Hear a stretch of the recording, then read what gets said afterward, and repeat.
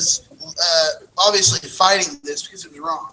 Yeah. And so he formed what would be called the Moral Majority, and this was a group of white people, evangelicals, pastors, and some political figures, and they came together and to argue this and fight this. And what they ended up doing was they took their fight to a different level with abortion. At the time, abortion was becoming legal throughout the United States, which is obviously a huge issue, very wrong since it's murder, and so they started fighting abortion.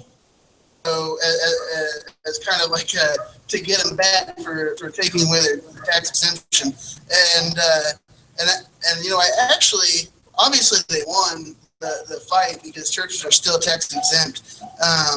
So I didn't really read much into how that played out, but I guess obviously churches are still tax exempt.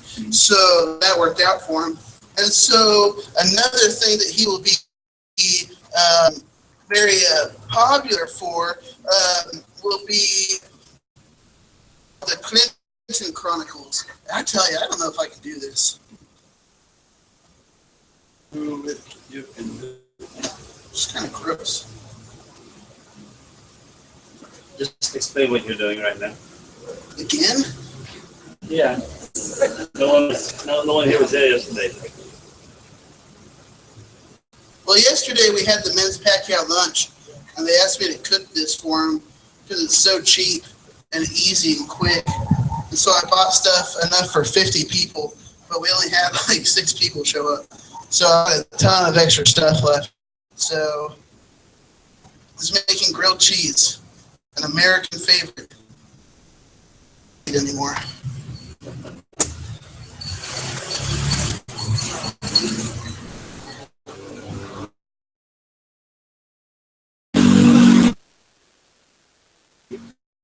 I'm trying. You're doing. So the Clinton Chronicles, I can't believe I'm doing this. So the Clinton Chronicles will be a book, many books on Bill Clinton, who was at the time, and there were a lot of different theories and stories out about different things that he was involved with, dirty things, murders and things, and you know he was involved with. Can you give me a towel, Johnny? Yeah, like a rag. Yes. And so involved in what's the word? Affairs with women, and he's usually a Baptist, but we don't claim him. And so this was an issue that Jerry Falwell obviously had, and so he launched this huge investigation into these criminals of criminal activities of Bill Clinton, and so he wrote all kinds of books, a long series of books about these things that Bill Clinton did, and see, the Clinton family will be the kind of family that when you do something like this, you get killed. You know, seriously, that's no one still has proved it, but you know, you're always hearing about someone came out with proof that Bill Clinton did something, and then all of a sudden he disappears. You know, I mean, wild, but it's true. I mean, this stuff happens, and so this is a very corrupt family in America, very powerful, very rich, and so Jerry Falwell, he took a stand to fight against them and to speak out against them and try to expose them. And Bill Clinton's wife is actually running for president now this year for America, and I pray to God that he doesn't get it. Trump 2016.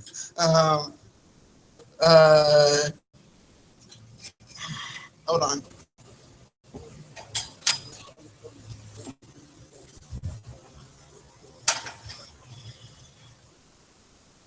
So anyway, so I thought what we'd talk about tonight would be the question for tonight is, how do you choose what battles we should fight as a Christian? You know, if we wanted to fight a battle every single day, all day, in the world that we live in, we could. You know, there's always something to fight, and there's always someone to fight and to argue with. And of course, there's a huge difference between ministering to somebody and fight, and waging battle with somebody, because if you have a friend who you know is living in sin and you witness to them, that's totally different than having a friend who's a Satanist and arguing with them. So, when we talk about battle, choosing our battles, these are not just going up to somebody and saying, "Have you heard of Jesus?" or "Are you saved? Are you going to heaven?" This is actually like, the actual definition of the word battle will be a sustained fight between large organized forces. So, this is like a war. So like I said, almost done. And so fight a different battle every day. So first off, I'll have somebody read Luke 10:19. Luke, I am your father.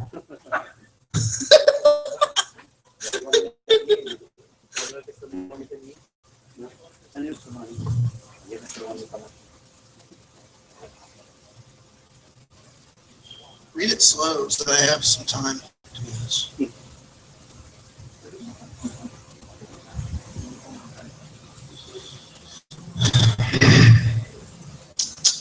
$10.19.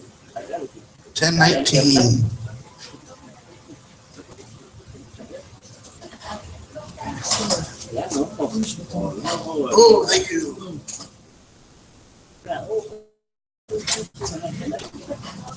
Here.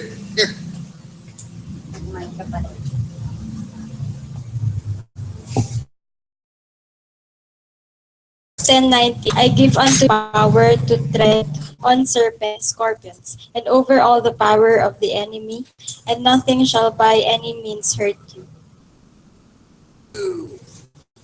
Thank you, Janice. So, what he's telling us in this verse is that I think it's pretty self-explanatory that he literally gives us power to fight against enemies. And so we see many verses, warning us against how we fight against our enemies, and tells us to show love to our enemies, et cetera, et cetera. That's not necessarily what we're talking about tonight. It's talking about how do we choose our battles. We could fight a different, and so there's a few reasons why we shouldn't do that. For one, if you do, if you put 100% of your energy into fighting with people and fighting wars all the time, you're going to be exhausted. That's just we're not meant to just argue and fight all the time. That's just too hard to do. And for the second reason,